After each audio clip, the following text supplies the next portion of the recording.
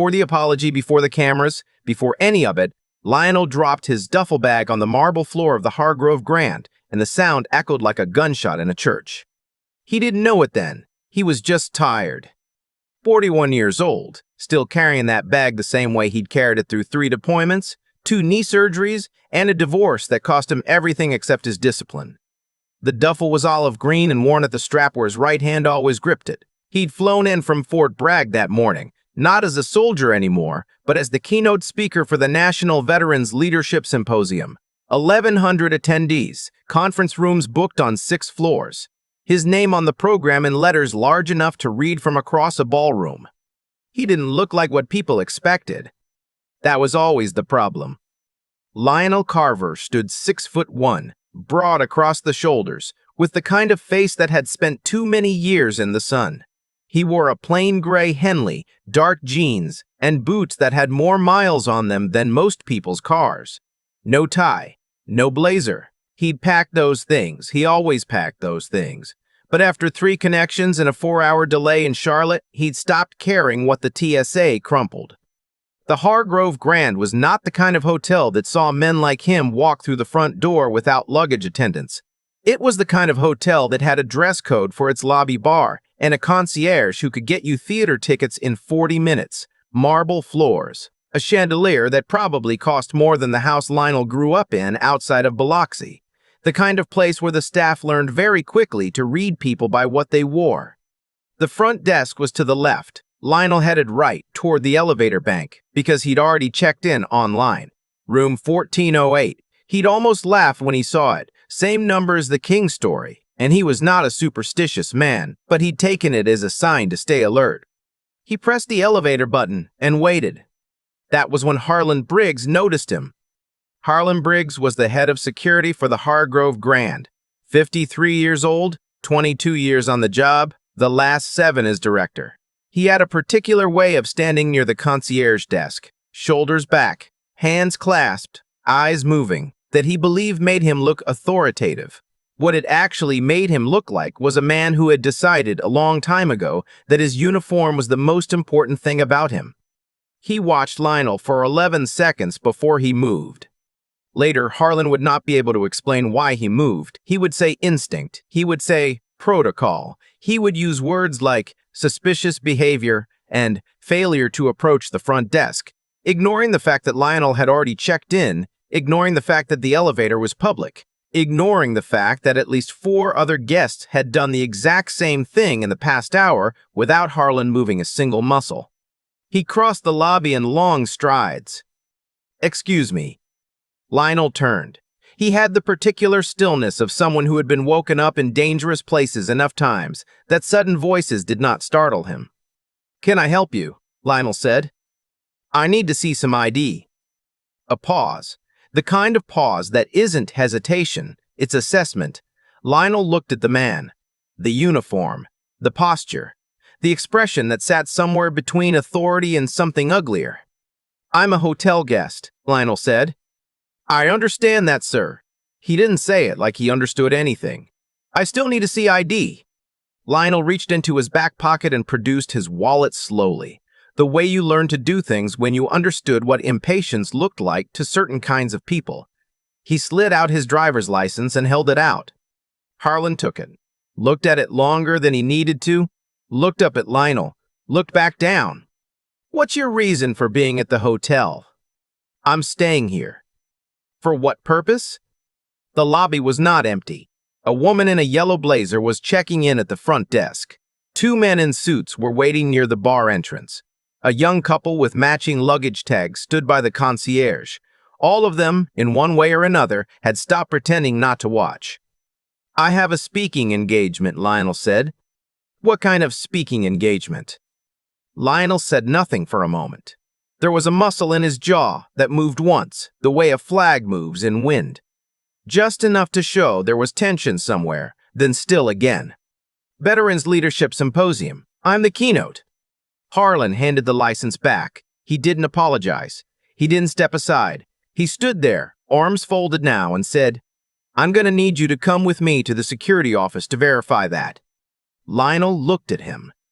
"Verify it." Standard procedure. For which guests? Harlan's expression didn't change. Sir, I'm asking you to come with me voluntarily. And if I don't, then I'll have to contact the police and have them assist. The woman at the front desk had stopped typing.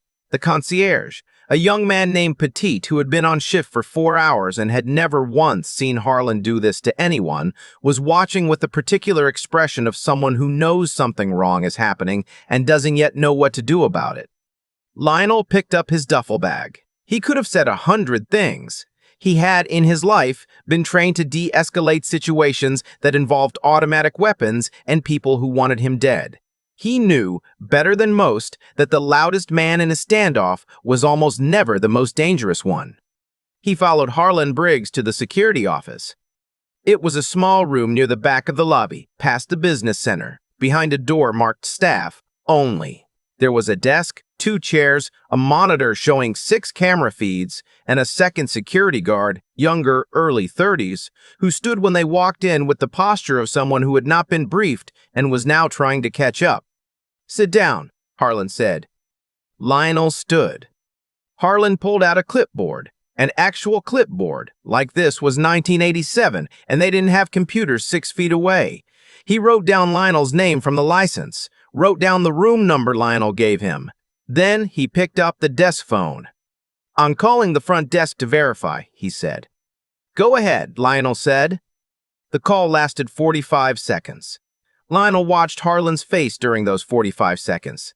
He watched the moment the front desk confirmed the reservation. He watched the moment Harlan understood, really, physically understood in a way that registered on his face before he could stop it.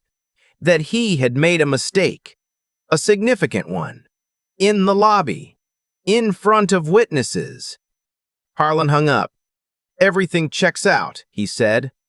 I know, Lionel said. A silence opened up in the room. The younger guard found something on the floor to look at. You're free to go to your room. I know that too, Lionel said.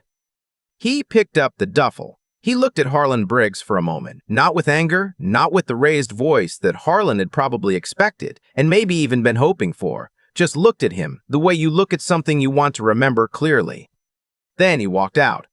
He took the elevator to the 14th floor. He let himself into room 1408. He set the duffel on the luggage rack, sat on the edge of the bed, and spent 4 minutes doing nothing except looking at the window and the gray afternoon sky beyond it. Then he picked up his phone and called his daughter. Her name was Simone, and she answered on the second ring the way she always did when he called from hotel rooms, which was with slightly more worry than she wanted him to hear. You make it okay? I made it, he said. How's the room? It's fine. A pause. Something happened in the lobby. He told her the way he told stories, not with outrage, not with a performance of emotion, but plainly, in sequence, the way you describe an ambush to someone who needs to understand the terrain. When he finished, the line was quiet for a moment. Dad, Simone said. I'm fine. I know you're fine.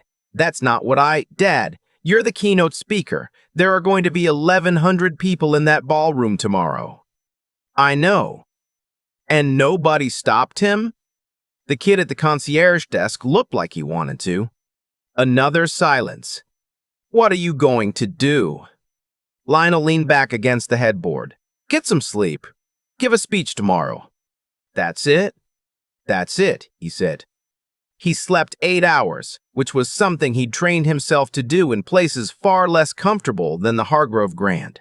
He woke at 6, ran 4 miles on the treadmill in the hotel gym. He noticed the front desk staff watching him with a particular kind of careful attention, the kind that meant word had traveled, showered, dressed, and went down for breakfast. He wore the suit now, dark navy, white shirt, no tie yet. He sat at a table near the window and ordered eggs and black coffee and read the briefing notes for his talk, which was titled, Leadership Under Pressure, What Combat Teaches You About Crisis Management. He did not see Harlan Briggs at breakfast. He would learn later that Harlan had been called into the general manager's office at 7:15 that morning. What Harlan did not know, What nobody had thought to tell him, because why would they? Because it had not occurred to anyone that it would matter, was that the executive vice president of the hotel group that owned the Hargrove Grand was also attending the symposium. Her name was Judith Sola. She'd spent 30 years building a hospitality empire from a single extended stay motel in Shreveport. She was 71 years old, small, silver-haired, and had a reputation in the industry for two things: an almost supernatural ability to identify talent, and zero tolerance for what she called the disease of assumption.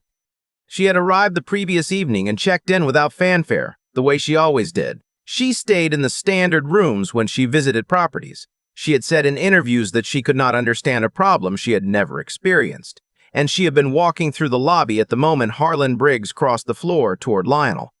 She had watched the whole thing. She had said nothing. Not because she didn't care.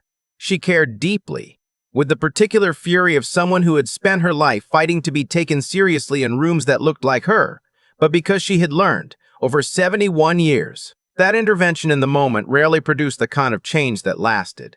She wanted to see what happened. She wanted to see who did what. The concierge, Petite, had come to her 40 minutes later and told her everything, including the part where Lionel had stood in the security office and not raised his voice once. She had made 2 phone calls that night. The first was to the general manager. The second was to a colleague who knew Lionel Carver and who confirmed what she had already suspected, that the man Harlan had detained in the lobby was not only the keynote speaker for the symposium, but was also the newly appointed director of the Veterans Integration Initiative, a federal program with a $14 million annual budget and a direct line to 3 congressional offices. The general manager had called Harlan at 7. The meeting at 7:15 was not, by any reasonable standard, a pleasant one. Lionel gave his talk at 10 o'clock in the grand ballroom.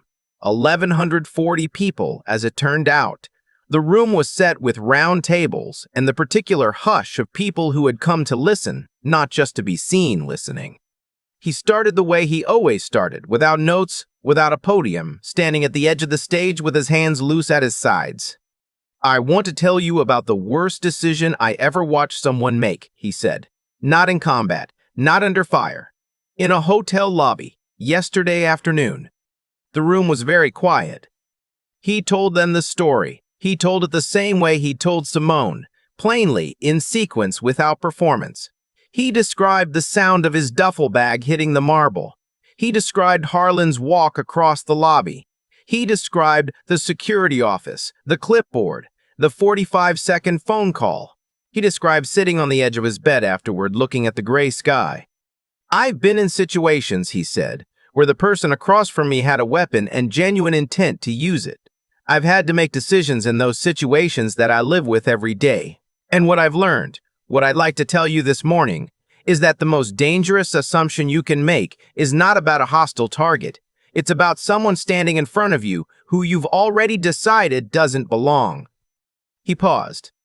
"Because that assumption will cost you everything. It costs you information. It costs you relationships. It costs you the one person in the room who might actually know something you don't." He let that sit for a moment. "The man who stopped me yesterday had 22 years on the job. He was not a bad person. I don't believe most people who do things like that are bad people. I believe they are people who have never been asked to examine where their instincts come from. And that," he said, "is a leadership failure, not his organization's." In the third row, Judith Solis sat with her hands folded in her lap and said nothing, and did not look away. After the talk, there was a reception, the kind with past appetizers and name tags and conversations that started with, "Where are you based?"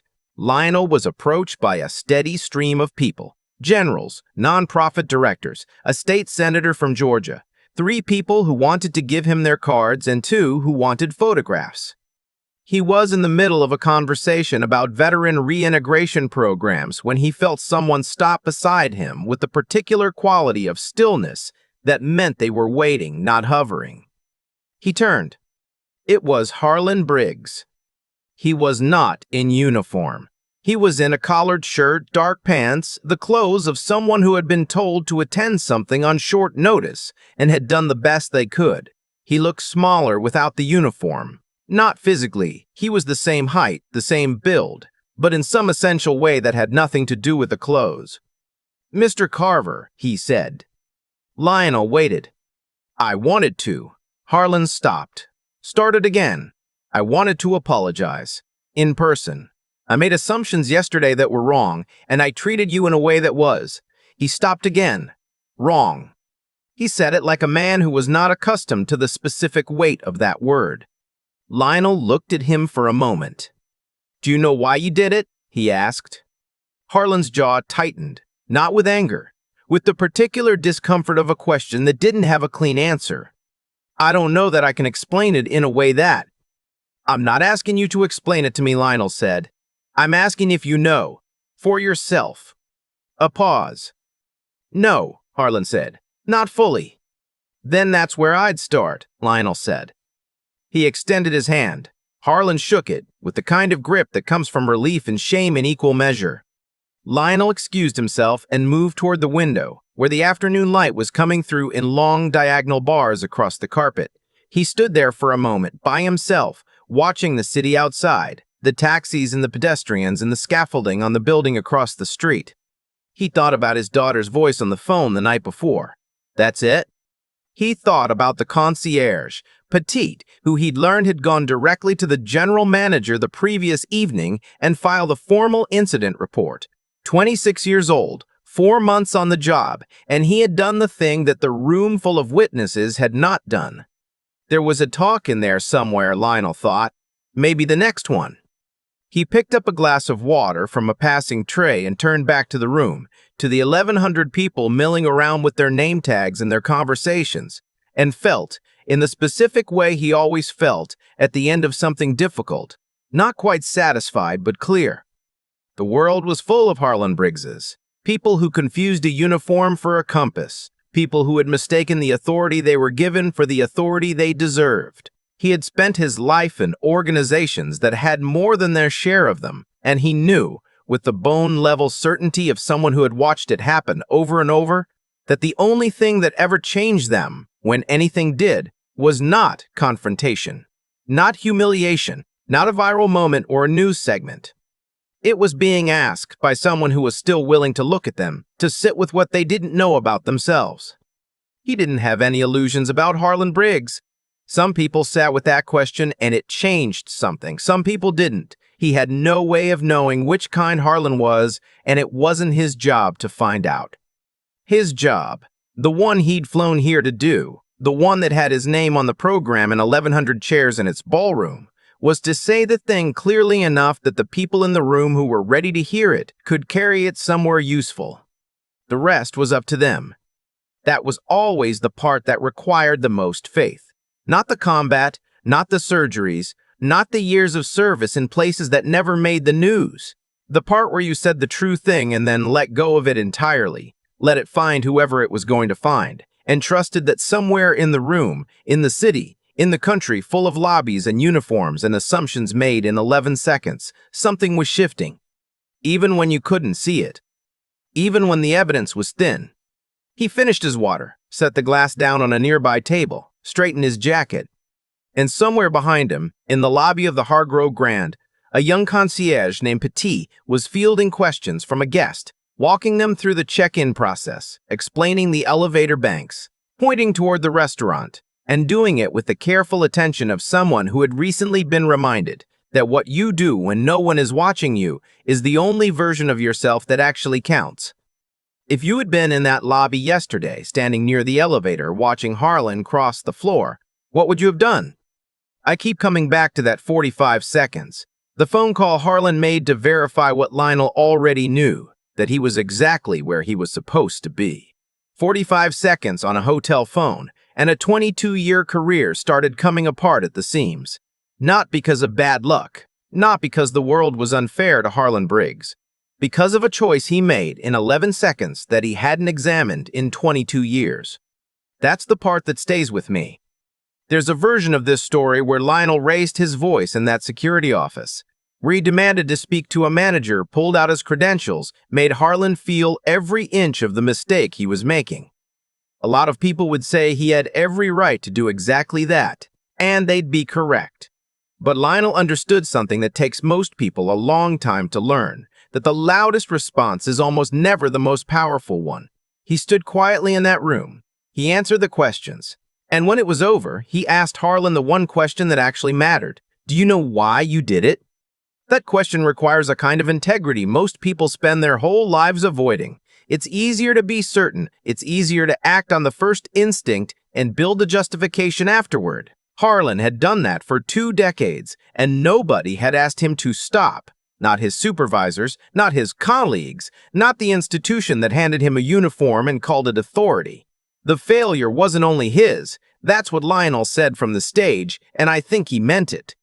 What I find myself returning to is Petite, the 26-year-old concierge who filed the incident report that same evening.